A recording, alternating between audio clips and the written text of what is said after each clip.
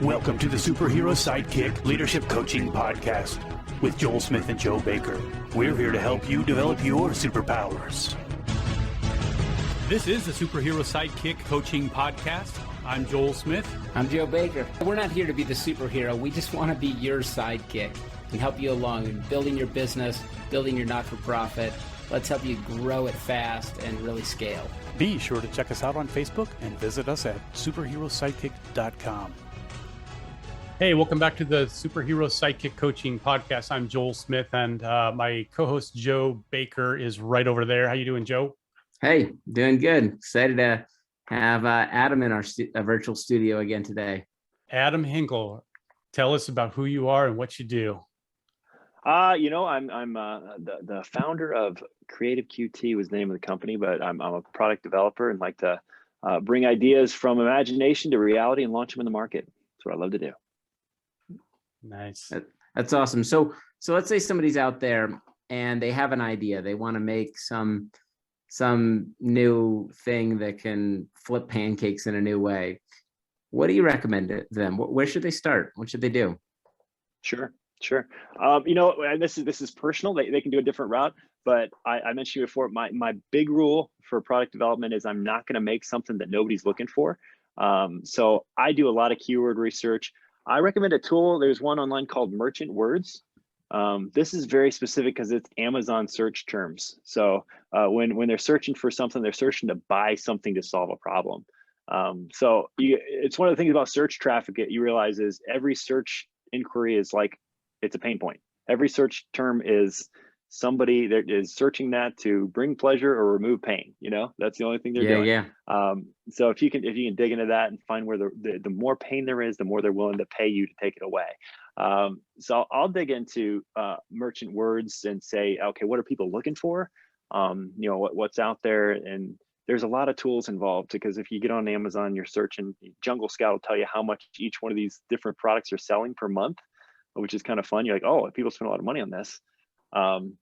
So what I usually do is I try to find gaps in the market. So I'll find, people are searching this a lot. They're buying a lot in this space, but there's a gap in the market. I think there's another way to solve this problem. Another search tool is Google Trends. I want to know, is this something that's diminishing over time? Because if it's diminishing, you can imagine the market just squeezing, squeezing all the competitors in the market so if it's growing, if it's trending up over time or even just staying flat, then there's like, okay, might be room for a new entry here.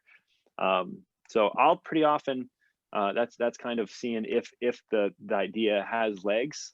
So that's if somebody has an idea and they want to see if that work, that'd be a great place to start. Google also has their keyword planner. You can look through a lot of keywords to see if people are searching for things. But the weird thing about Google is you don't know if they're searching for a blog to DIY. You don't know if they're searching to buy a solution for this, or there's a lot of different reasons people search on Google. But I usually start with the keyword research and I'll reverse engineer the product after. Just because the ones that didn't work out or kind of meh for me were usually the ones I had a great idea and see if I can move that into the market, regardless of whether there's a search for it. So I usually do that. And after search terms, I crowdsource ideas pretty often. Like I said, stuffed animal storage was one of the issues we tried to tackle. So I went to Pinterest and searched DIY stuffed animal storage hack. You can just DIY or hack, add that to whatever your search term is and see what other solutions people come up with. You can search Pinterest or what is it? Google Images is another one that you can kind of scroll through and see if other people have some good solutions for that problem. Another, just throwing this out there, another thing is I call it analogous products. What like Lego storage, people suffer for this. What other things people like, sorting through Legos? What do people sort through? Okay, maybe hardware storage. How do other people similar products that solve a similar problem, but in a different domain, is the product may already exist. There was a bookshelf I almost did, like, those lead shelves that you can put photographs on a wall. Bloggers like crazy, even now, are using those for kids' bookshelves in their room. I was like, oh man, you just package those up and call them bookshelves. They're bookshelves now. So, yeah. So you can actually use products that are already used over here that solve a similar problem and just package it and market it over there for a different keyword stream. And you drop it in a search stream through paid advertising, and and then your organic ranking grows as it becomes relevant. So that's really high level how we do it, but that's yeah. You know, Adam, our strategy. What you're talking about is, you're really talking about the importance of doing your homework and really gathering information. And, I would agree that there's a lot of people out there that are trying to start new businesses or doing different things, and they really kind of skip past that step. This really is it's really just the law of supply and demand, right? And and if no one's demanding it, why would we open up a business to supply it, right? Yep. I've had people in the restaurant industry, the restaurant business, want to open up restaurants, and they want to open up a restaurant that features, carrot cake, and just they want to surround everything around carrot cake because they have this idea in their mind and they have this vision of what it's going to become, but that vision isn't based on any kind of reality. And I'd ask them, so who wants that? Is there anybody that wants that? Well, yeah, wouldn't everybody want that? Have you checked it out? Is there really a demand for that? My wife makes a lot of spaghetti at our house, spaghetti and lasagna. And I actually love taking a bun and like spaghetti in that bun, or like my lasagna in that bun, and eating it like a hamburger. And so if I were to start a business, let's just say we called it Spaghetti Burgers, okay? How would I look up and like actually figure out if that was trending or not? That's a good. So it takes a lot of trial and error. A lot of times, like I'll just go generic. I'll just do, and this is stepping back because this is hard with spaghetti bun, but you'd be like specialty sandwich, spaghetti burgers. See what drops down. Yeah, spaghetti. So if you can find spaghetti sandwiches, it's actually really would be the key. If you can find spaghetti sandwich, you'd be like, dude, there is search on Amazon for spaghetti sandwich and nobody makes this. I had a product like that. I found out that Chore Sticks had search, and this was a blogger thing. Bloggers would have jars full of popsicle sticks that they can pull out and see what the chore is. And it's like, I was like, there's like 20,000 people searching a month for Chore Sticks, but the product doesn't exist. And so I made it. I worked with a bunch of moms and came up with a list of 40 some chores that worked pretty well for most houses, and then just had a brick of blank sticks they can write their own.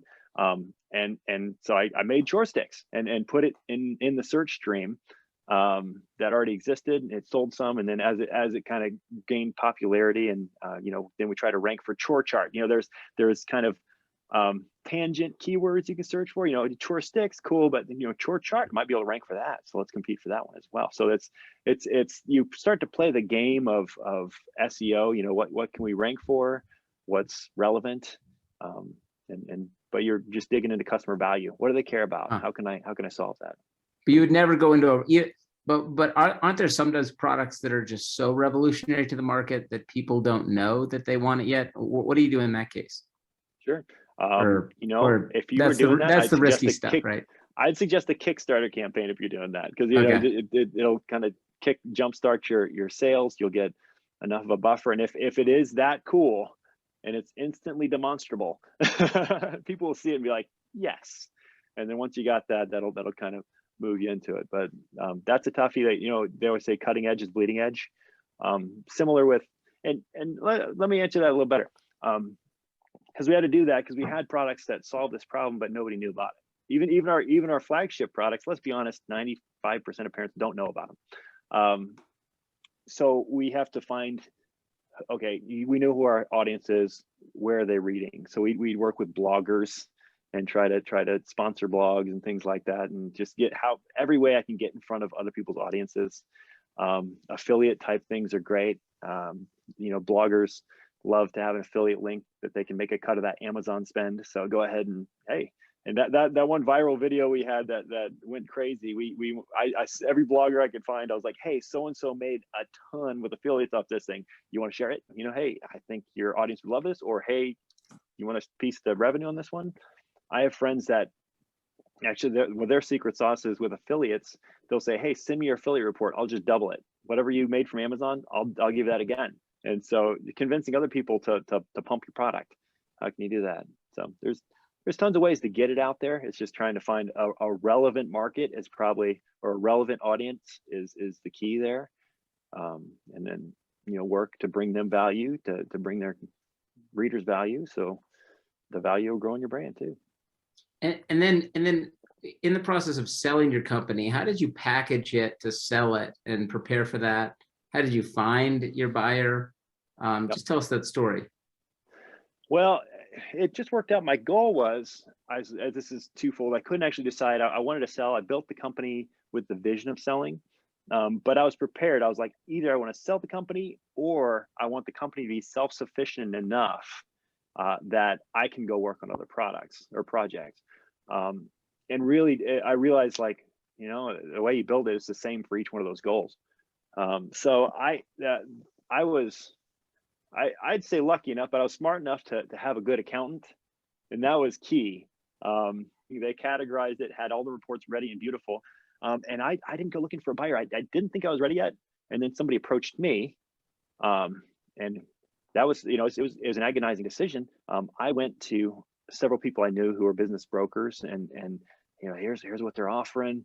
Here's our EBITDA. They you know, a SDE or EBITDA are kind of the ways they figure out how much your earnings were last year. It's sellers discretionary earnings, or earnings before interest, debt, depreciation. So if you figure out that typically the sales are done by multiples of that. Okay, last year your company made this much in profit. We'll just call it profit for now. You know, what multiple of that is it worth selling? And it was a pretty good multiple. And talking to different brokers, they're like, yeah, it's, you know, it's a good deal. It just comes down to, like, are these the people you want to sell to? So, you know, go ahead and criticize if you will. A lot of people will be like, you didn't get multiple offers or competing offers and such. I didn't. That is what it is, and there's a chance I could have done better, but I thought it was I was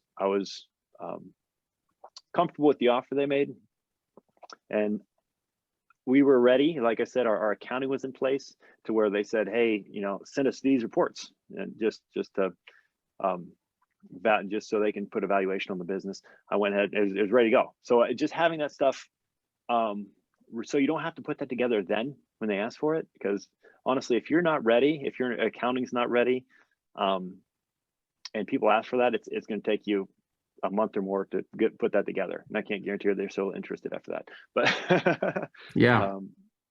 I was lucky to have all my ducks in a row, because I'm actually not an organized person by nature, but I was pretty good at hiring organized people. I think that was the key. So that's kind of my thing. I'd say I'm not a great manager, but I'm good at hiring self-managed people. So it's know your weaknesses, know your strengths. Yeah, that is good. You know, evaluating a company is difficult because there's so many different factors involved with that. And, you know, and you can hear a different formula from lots of different places. You know, you got different multiples, and then what's it based on, and that type of thing. But there's also a forecasting element in that as well. Mm-hmm. It's not necessarily what's your company worth right now, but in 3 years from now, is it going to be worth more, or is it going to be worth less? And a lot of times, you know, you can look backwards and you can see the trend, but that doesn't tell you everything either, because you've also got to look at the vision, and that's looking forward and see that. So there's an element of selling the idea of your business as well. And were you part of that as well? Just, you know, selling the vision of what it's, you know, what the products are going to be, or what kind of forward forecasting they can expect? Yeah, absolutely. I was, you know, it was this marketplace, and this is what we had. You know, we had our website sales and Amazon sales, and that was the bulk of it. We actually tried some wholesale stuff. We actually pulled back and said we're going to focus on these two. But there's a huge amount of opportunity. So if you look at all the different sales channels they could approach with these products that sell well and people love on these sales channels, plus we have all these assets here. You know, all of our copyrighted images, videos, all this stuff. We have you set up and pretty well prepared for marketing. So we had a lot that was bundled, ready to go for growth. So it's a matter of, and there's a lot that goes into it. Like you said, we were trying to figure out, okay, capital gains this year is probably about the best it's going to be in the next 10 years. So, you know, factor that into the value as well. Yeah. But yeah, I mean, we had some patents pending that, like, okay, do we value these? Because if they go through, this is a lot. But they can't bank on anything. So how are we going to, you know, this conversation back and forth? How much do you put on this? Because I put a lot on it, and it's interesting because some different buyers have different goals. Because Other people wanted to buy because they wanted Amazon businesses. And I was like, okay, that's great, but a third of our revenue comes from the website. So that's almost like a liability to them, and I'm considering it an asset. So how are we Yeah. figure this out together?